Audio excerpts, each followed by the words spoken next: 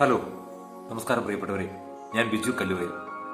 ഇന്ന് ഞാൻ നിങ്ങളുടെ മുമ്പിൽ വന്നിരിക്കുന്നത് പ്ലംബിങ്ങിൽ ചെയ്യാവുന്ന ഒരു പുതിയൊരു ടിപ്പ് നിങ്ങളെ പരിചയപ്പെടുത്താനായിട്ടാണ്. അത് ഞാൻ തന്നെ കണ്ടുപിടിച്ച ഒരു സംഭവമാണ്. ഈ ഒരു ടിപ്പ് നിങ്ങളെ പരിചയപ്പെടുത്തുന്നതിന് മുമ്പായിട്ട് ഒന്ന് രണ്ട് കാര്യങ്ങൾ കൂടെ ഇതിനെ സംബന്ധിച്ച് നിങ്ങളുടെ ശ്രദ്ധയിൽപ്പെടുത്താനായിട്ട് ഞാൻ ആഗ്രഹിക്കുകയാണ്. പണ്ടൊക്കെ എന്ന് പറഞ്ഞാൽ സാധാരണ നമുക്ക് നമ്മുടെ എല്ലാം മിക്കവാറും വീടുകളിലും സാധാരണ കിണറുണ്ട്. അത് നമ്മൾ വർഷത്തിലൊരിക്കൽ തേകി ചെളിയെല്ലാം കോരിക്കളഞ്ഞ് വൃത്തിയാക്കാറുണ്ട്. എന്നാൽ ഇപ്പം ഒത്തിരിയേറെ വീടുകളിൽ ഇപ്പോൾ കുഴൽക്കിണറായി. ഈ കിണറിന്റെ ഒക്കെ ഒരു പ്രശ്നം എന്ന് പറഞ്ഞു കഴിഞ്ഞാൽ ചെളി കയറി വരാൻ സാധ്യതയുള്ള ഒരു അവസ്ഥയാണ്. ഈ ചെളി കയറി വന്നു കഴിയുമ്പോൾ അടുത്തൊരു വിഷയം എന്ന് പറഞ്ഞു കഴിഞ്ഞാൽ ഇന്നിപ്പം എല്ലാ വീടുകളിലും തന്നെ ഇപ്പോഴത്തെ പുതിയ ടെക്നോളജി അനുസരിച്ചിട്ടുള്ള ടാപ്പുകളാണ്. അതായത് ഈ വെള്ളം ടാപ്പിന്റെ അറ്റത്തൊരു ഫിൽറ്റർ വെച്ചിട്ട് വെള്ളം ഇങ്ങനെ പതഞ്ഞു വരുന്നത്. അതുപോലെ ഫ്ലഷ് ചെയ്യുന്ന ടോയ്ലറ്റിലൊക്കെ ഫ്ലഷ് ചെയ്യുന്ന വെൽത്ത് ഫാസറ്റ് ആണെങ്കിലും എല്ലാം നല്ല പവർഫുൾ ആയിട്ടും അതുപോലെ പതഞ്ഞു വരികയൊക്കെ ചെയ്യുന്ന നല്ല വെറൈറ്റി മോഡലിലുള്ള സംഭവങ്ങളാണ് ഇപ്പോൾ ഉപയോഗിക്കുന്നത്. അപ്പം അതിന്റെ ആ പ്രത്യേകത നമുക്ക് എല്ലാ കാലവും നിലനിന്ന് കിട്ടണമെന്നുണ്ടെങ്കിൽ ഈ ടാങ്കിൽ നിന്ന് ഈ നമ്മുടെ മെയിൻ ടാപ്പിലൂടെ വന്ന് മറ്റ് ചെറിയ ടാപ്പുകളിലേക്ക് റെഡ്യൂസ് ചെയ്ത് വരുന്ന വെള്ളം അത് എപ്പോഴും ചെളിയും മണ്ണും ഇല്ലാതെ ഉള്ള വെള്ളമായിരിക്കണം. അതായത് പ്യൂർ വളരെ ക്ലിയർ ആയിട്ട് വെള്ളം വന്നാൽ മാത്രമേ നമുക്ക് ഈ പറഞ്ഞ സംവിധാനം നമുക്ക് എല്ലാ കാലത്തും നിലനിന്ന് കിട്ടുള്ളൂ. അല്ലെങ്കിൽ എന്താ പ്രശ്നം എന്ന് ചോദിച്ചാൽ ചെളിയും മണ്ണും ഒക്കെ വരാൻ തുടങ്ങി കഴിഞ്ഞാൽ ഓട്ടോമാറ്റിക്കായിട്ട് ഈ ഫിൽറ്ററിന്റെ അവിടെ വന്ന് അടയും.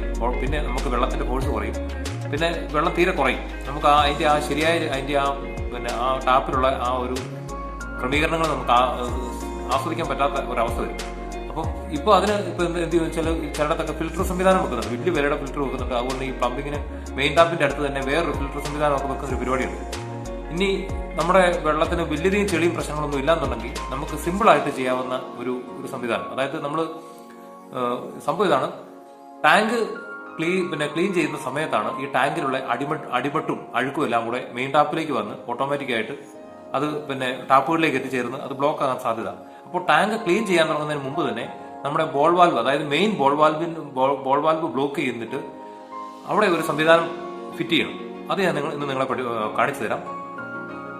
ഓക്കെ, നമുക്ക് ആ മെയിൻ വാൽവിന്റെ അങ്ങോട്ട് പോവാം.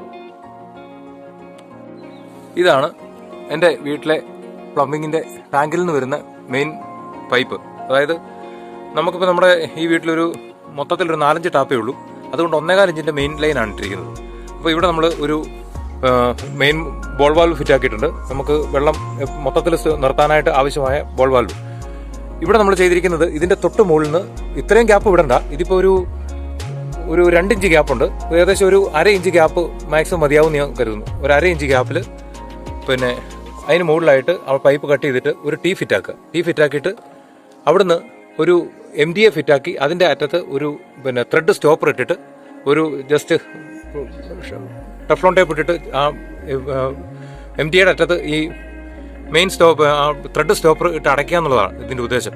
അപ്പം നമ്മൾ എന്ത് ചെയ്യുന്നു, മെയിൻ ടാങ്ക് കഴിയുന്ന അവസരത്തിൽ ഈ ബോൾ വാൽവ് ഇങ്ങനെ അടയ്ക്കും. അടച്ചതിന് ശേഷം നമുക്ക് ടാങ്ക് നല്ല വൃത്തിയാക്കി കഴിയുന്നതിന് ശേഷം എന്ത് ചെയ്യും, നമുക്ക് ഈ മെയിൻ സ്റ്റോപ്പർ നമുക്ക് തുറക്കാം. അപ്പോൾ എന്ത് ചെയ്യും, ടാങ്കിൽ കഴുകിയിരിക്കുന്ന അഴുക്ക് വെള്ളമെല്ലാം കൂടെ ഇതിലൂടെ പുറത്തു പോയതിനു ശേഷം പിന്നെ നമുക്ക് ചെയ്യാവുന്ന ഒരു കാര്യം എന്ന് പറഞ്ഞു കഴിഞ്ഞാൽ ടാങ്ക് എല്ലാം ക്ലീൻ ചെയ്തതിന് ശേഷം ഒന്നും കൂടെ മോട്ടർ അടിച്ച് ആ വെള്ളം എന്ത് ചെയ്യും, ഇതിലൂടെ വന്ന് ഇതിന്റെ ഇവിടം വരെയും കൂടെ തങ്ങി നിൽക്കുന്ന ആ അഴുക്കുകളെല്ലാം ഓട്ടോമാറ്റിക്കായിട്ട് എന്ത് ചെയ്യും, ഇതിലൂടെ പുറത്ത് കളയും. അപ്പോൾ ഇതുവരെയുള്ള തങ്ങി നിൽക്കുന്ന എന്തെങ്കിലും കച്ചറ അഴുക്ക് പിന്നെയും ഉണ്ടെങ്കിൽ അതെല്ലാം അവിടെ ഇതിലൂടെ പിന്നെയും പുറത്തു പോകും. അത് അങ്ങനെ ക്ലിയർ ആയെന്ന് ബോധ്യപ്പെട്ട് കഴിഞ്ഞാൽ നമുക്ക് പിന്നെ ഇതെന്ത് ചെയ്യാം, വീണ്ടും അടയ്ക്കാം. വീണ്ടും ജസ്റ്റ് ഒരു ടെഫ്ലോൺ ടൈപ്പ് ഒന്ന് ചുറ്റി കൊടുത്തതിന് ശേഷം ഇത് അടച്ചു കഴിഞ്ഞാൽ പിന്നെ ലീക്കും പ്രശ്നമൊന്നും ഉണ്ടാകത്തില്ല. അതിനുശേഷം നമ്മൾ എന്ത് ചെയ്യുക, ഈ ബോൾ വാൽവ് തുറക്കുക. ഇല്ലാന്നുണ്ടെങ്കിൽ എന്ത് ചെയ്യുന്നു, ഈ കഴുകുമ്പം ഉണ്ടാകുന്ന അഴുക്കെല്ലാം കൂടെ പോയിട്ട് നമ്മുടെ ബാത്റൂമിലും കിച്ചണിലും ഒക്കെയുള്ള വാഷിംഗ് ബേസിന്റെ അവിടെയൊക്കെയുള്ള ടാപ്പിന്റെ അവിടെ വന്ന് ആ ഫിൽറ്റർ ബ്ലോക്ക് ആകാൻ സാധ്യതയുണ്ട്. പിന്നെ നമുക്ക് അന്നേരം ആ ടാപ്പ് തന്നെ മാറ്റേണ്ടി വരും, അല്ലെങ്കിൽ ചിലപ്പോൾ അതിന്റെ ഫിൽറ്റർ മാറ്റേണ്ടി വരും. നമുക്ക് അതിന്റെ ആ ഉപയോഗം ആ ക്ലിയർ ആയിട്ടുള്ള ഉപയോഗം നമുക്ക് ഇല്ലാണ്ടാകും. പിന്നെ ഇതിന്റെ കൂടെ നിങ്ങളുടെ ശ്രദ്ധയിൽപ്പെടുത്താനുള്ളൊരു കാര്യം, ഞാൻ പലപ്പോഴും പല സ്ഥലത്തും ചില മെയിൻ്റനൻസ് വർക്കിനൊക്കെ ചെല്ലുമ്പോൾ ഞാൻ കണ്ടിട്ടുണ്ട്, ഒരു 8-10 ടാപ്പ് ഉണ്ടാവും ഒരു വീട്ടിൽ. രണ്ടാം നിലയിലും അടിയിലത്തെ നിലയിലും ഒക്കെ ആയിട്ട് മൊത്തത്തിൽ ടോയ്ലറ്റിലും വാഷിംഗ് ബേസിൻ കൈ കഴുകുന്നിടത്ത് പാത്രങ്ങൾ കഴുകുന്നിടത്തും അങ്ങനെ മൊത്തത്തിൽ വീടിന്റെ മുറ്റത്തും എല്ലാം കൂടെ ആയിട്ട് 8-10 ടാപ്പ് ഉണ്ടാവും. ഇവരെന്ത് ചെയ്യും, ഇതുപോലെ ഓരോ 1 ഇഞ്ച് അല്ലെങ്കിൽ 1.25 ഇഞ്ചിന്റെയൊക്കെ മെയിൻ ലൈൻ ഇട്ടിട്ട് പ്ലംബിങ് ചെയ്യും. അങ്ങനെ ചെയ്യുമ്പോഴുള്ള പ്രശ്നം എന്ന് പറഞ്ഞു കഴിഞ്ഞാൽ 2 ടാപ്പ് തുറന്നു കഴിഞ്ഞ് 3-ാമത്തെ ടാപ്പും കൂടെ ഒരേ സമയത്ത് തുറന്നു കഴിഞ്ഞാൽ പിന്നെ അവിടെ വെള്ളം വരത്തില്ല. വെള്ളം എന്ന് പറഞ്ഞാൽ വളരെ ശക്തി കുറവായിരിക്കും. അപ്പം നമുക്ക് ഒരു 5 ടാപ്പ് ഒരു മാക്സിമം ഉണ്ടെങ്കിൽ മാത്രമേ ഈ 1.25 ഇഞ്ചിന്റെ പൈപ്പ് മെയിൻ ലൈനായിട്ട് ഇടാവുള്ളൂ. മെയിൻ ലൈനായിട്ട് ഇടുന്നത് പരമാവധി സ്ഥലങ്ങളിൽ മെയിൻ ലൈൻ തന്നെ അത്രയും വണ്ണമുള്ള പൈപ്പ് തന്നെ മൊത്തത്തിൽ ഇട്ട് കൊടുക്കുക. ഇനി അത് 5 കൂടുതലുണ്ടെന്നുണ്ടെങ്കിൽ 1.5 ഇഞ്ചും അതുപോലെ 2 ഇഞ്ചും വരെ മെയിൻ ലൈൻ പൈപ്പ് ഇടാനായിട്ട് ശ്രദ്ധിക്കണം. അതിൽ നമ്മൾ പൈസ ലാഭം നോക്കരുത്. പൈസ ലാഭം നോക്കിക്കഴിഞ്ഞ് കഴിഞ്ഞാൽ പിന്നീട് നമുക്ക് ഇതുപോലെ ഒരു കൂടുതൽ ടാപ്പുകൾ ഒരേ സമയം ഒരു 3-4 ടാപ്പൊക്കെ തുറക്കേണ്ടി വന്നു കഴിഞ്ഞാൽ ഈ ടാപ്പിലൊന്നും ശക്തിയിൽ വെള്ളം വരത്തില്ല.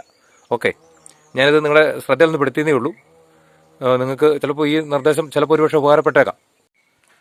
പ്രിയപ്പെട്ടവരെ, ഞാനിപ്പോൾ നിങ്ങളെ പരിചയപ്പെടുത്തിയ ഈ പ്ലംബിങ്ങിലെ ഈ എളിയ ടിപ്പും അതിൻ്റെ കൂടെ പറഞ്ഞ നിർദ്ദേശങ്ങളും നിങ്ങൾക്ക് ഉപകാരപ്രദമാകുന്നു എന്ന് തോന്നുന്നുണ്ടെങ്കിൽ നിങ്ങൾ തീർച്ചയായിട്ടും ഈ വീഡിയോ നിങ്ങളുടെ വിലയേറിയ ലൈക്കും ഷെയറിങ്ങിലൂടെയും അതുപോലെ കമൻറ്റിലൂടെയൊക്കെ നിങ്ങൾ ഈ വീഡിയോയെ പ്രോത്സാഹിപ്പിക്കണം. അതുപോലെ തന്നെ നമ്മുടെ പേജ് ഒന്ന് ഫോളോ ചെയ്യുക.